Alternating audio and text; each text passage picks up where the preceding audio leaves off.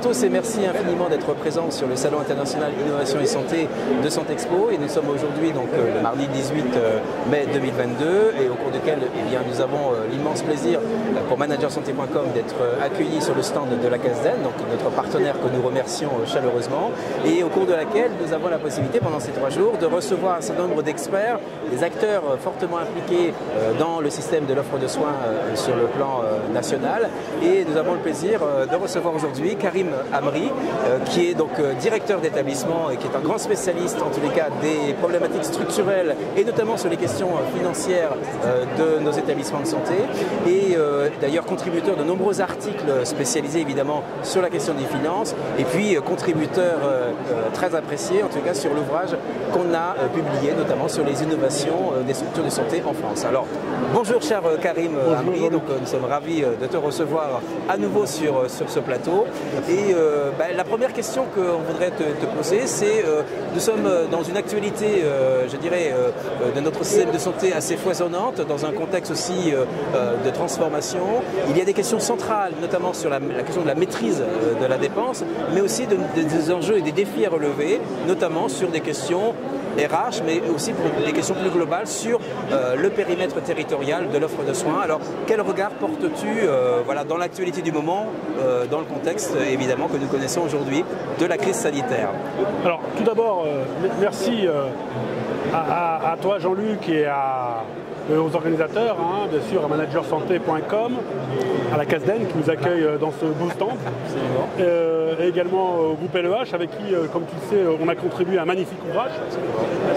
Donc ça c'est très important que cette dynamique qui a été initiée via ton initiative et ton impulsion puisse perdurer parce que nous sommes dans un contexte où il va falloir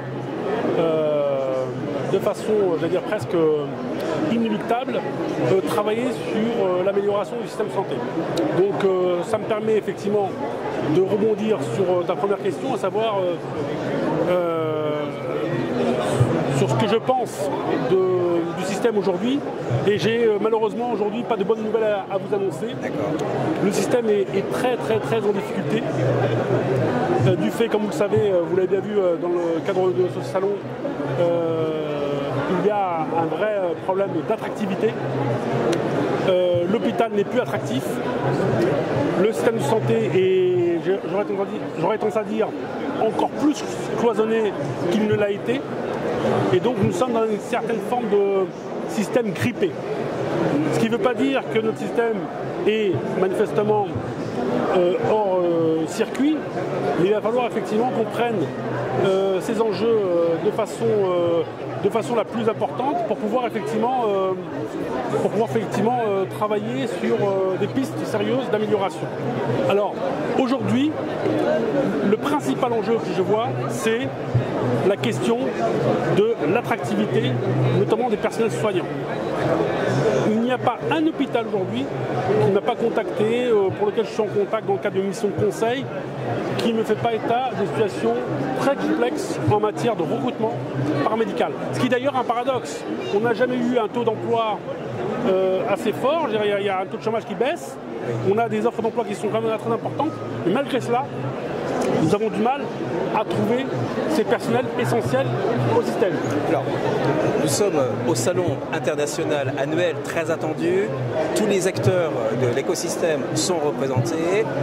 De grands défis à relever sont d'actualité. La question du recrutement est une question essentielle. On va en parler. Et il y a également des questions de contraintes aussi qui sont liées donc, à l'attribution, je dirais, des ressources, notamment des ressources financières. On est dans un contexte de crise sanitaire. Il y a évidemment la question quand même de redonner du souffle aux établissements de santé pour permettre de se réconcilier aussi sur la question de l'attractivité et évidemment de ces forces vives qui sont essentielles pour permettre d'assurer la prise en charge des patients. Quelles seraient les grandes lignes directrices qui seraient intéressantes à réinterroger dans un contexte électoral qui est en train de se redessiner, alors soit dans la continuité, soit dans la rupture, ou soit peut-être dans d'autres modalités? Quelles seraient les pistes qui seraient intéressantes sur le plan structurel, sur le plan peut-être financier, et peut-être sur le plan des idées? Voilà. Alors, le système de santé, il n'est pas évident de participer à ce type d'interview parce qu'il y a beaucoup de bruit, il faut le savoir, il y a beaucoup de bruit autour de nous. Donc on essaie de s'entendre. De se concentrer, absolument. Mais force est de reconnaître qu'il y a 3 niveaux essentiels de refonte des politiques de santé.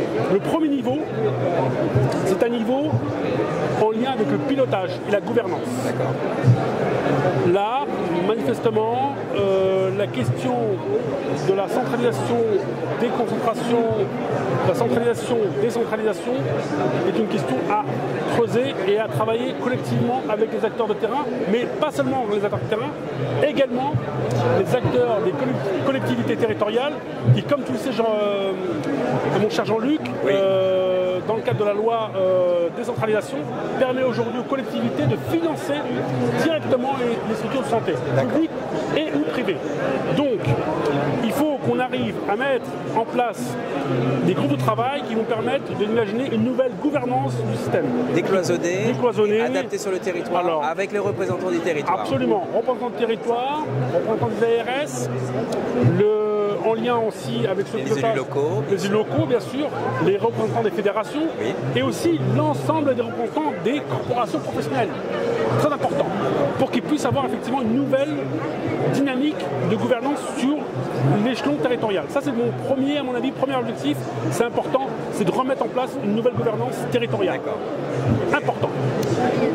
Le second qui en découle, c'est les questions de financement. Comme vous le savez, avec le scandale Orpea, on a vu que les financements étaient quand même assez complexes, pour certains d'entre eux opaques, et qui ne favorisent pas effectivement la flexibilité.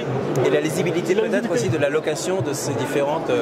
Pour l'allocation, mais également pour l'affectation, bien sûr. Pour recrutement, etc. Bien sûr. Donc c'est un vrai sujet. Le financement en tuyau d'or doit impérativement prendre fin. Il faut qu'on ait des financements qui soient beaucoup plus flexibles et beaucoup plus en lien avec l'activité. Et qui tiennent compte, et ça c'est important, qui me fera le point avec le troisième dossier que je voudrais évoquer avec vous aujourd'hui, c'est bien sûr un financement qui soit transversal. Il faut que le médico-social, le sanitaire, les acteurs de ville puissent être, on va dire, associés à ces logiques de financement. D'accord. Sinon, on n'y arrivera pas. Donc ce serait donc ces 3 grands axes. 3 grands axes et dans le cadre du parcours. Bien sûr. Parce que l'histoire du parcours est aujourd'hui au stand-by. Donc il faut effectivement qu'on remette le parcours du patient au cœur de la prise en charge, et bien sûr avec une nouvelle gouvernance et des financements qui permettent cet accompagnement du parcours au plus près des besoins constatés. Et mon troisième niveau effectivement d'idées qui va me permettre effectivement d'aller plus loin, nous avons évoqué effectivement la gouvernance, le financement, et le troisième c'est bien sûr la question qui en découle, c'est le décloisonnement de façon générale. Le numérique, on l'a bien vu, constitue aujourd'hui un levier important de la culture du changement. Mais le numérique sans prise en compte des acteurs dans le cadre de leur quotidien, de leur travail, de prise en charge, ne servira à rien. Donc il est important aussi qu'on puisse avoir une réflexion stratégique autour du parcours en lien avec les nouvelles technologies pour qu'on puisse décloisonner tout en accompagnant les patients dans des logiques de qualité de prise en charge. Eh bien, écoutez, merci beaucoup Karim Abri pour cette synthèse extrêmement structurée comme d'habitude. Nous sommes au Salon international, donc effectivement il y a beaucoup de monde, mais en même temps ça veut dire que ça traduit des intérêts majeurs. Et on avait besoin également d'avoir une lecture aussi sur les enjeux, et rien de mieux que dans un contexte international, de pouvoir aussi s'avancer sur quelques idées qui, dans le contexte électoral qui est en train de se redessiner, sans doute qu'il y aura probablement, je dirais, de bonnes idées qui pourraient faire l'objet de réflexion. Merci infiniment, vous souhaitez un excellent salon, et puis merci d'avoir pris le temps de nous accorder cette interview. À bientôt, avec plaisir. Merci beaucoup.